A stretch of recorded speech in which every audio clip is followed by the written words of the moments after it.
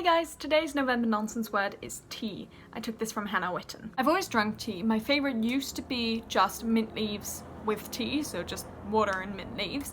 And then I sort of progressed into mint tea, and then after a very long time the mango and passion fruit, I think, and then peppermint sort of all along that time as well. And now I just drink just about any tea. I never had your standard tea until I got here a few months ago. And at first, when people would offer me, do you want some tea?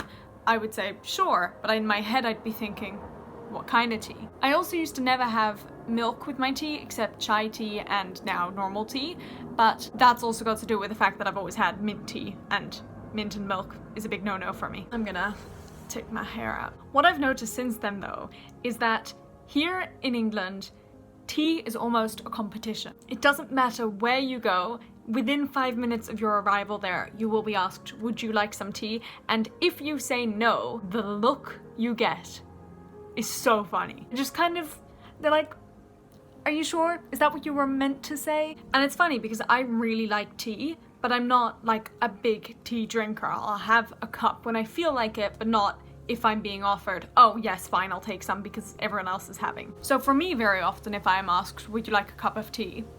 I'll say no. And so, especially the first few months or weeks that I was here, my grandmother thought I just didn't like tea and that I was a disgrace to the family because I just didn't want tea. And then the first time I'd say yes to a tea, she gave me this look of like, oh, you're just saying that because you want to fit in. But at some point I told her that I liked mint tea, and she bought it for me and I just drank a lot of it. And at that point she realized, I think, that I do like tea, but just when it works for me. I don't need to always have tea when I'm offered. And I think that's the thing, like in England, people will just always accept tea just because it's the polite thing to do, even if they don't want it. Whereas I was like, no, why bother making me a cup when I don't want it? Also, I have a really big issue in that I can't have like hot anything, like food, drink, whatever, can't have it. And tea, of course, is boiling water. So for me, I can only accept a tea if I know I have a long enough time period to drink it, because sometimes I'll be offered tea but I know that we're all gonna leave in 5 minutes, and then I just, even if I want, I'll say no because I know I can't start drinking it on time. In fact, if I make a tea without milk, I need to wait a good 20 minutes for it to cool down, maybe 10.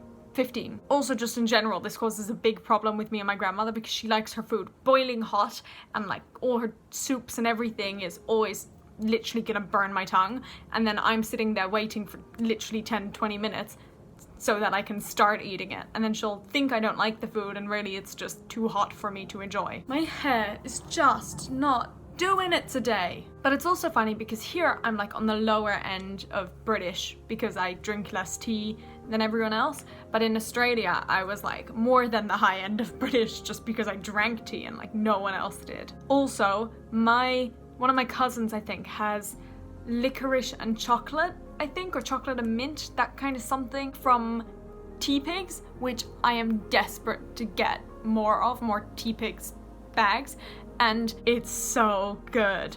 I really like it. So once again, Tea Pigs, if you wanted to sponsor me, I guess I'll take it. Anyway, that's the video for today. Bye!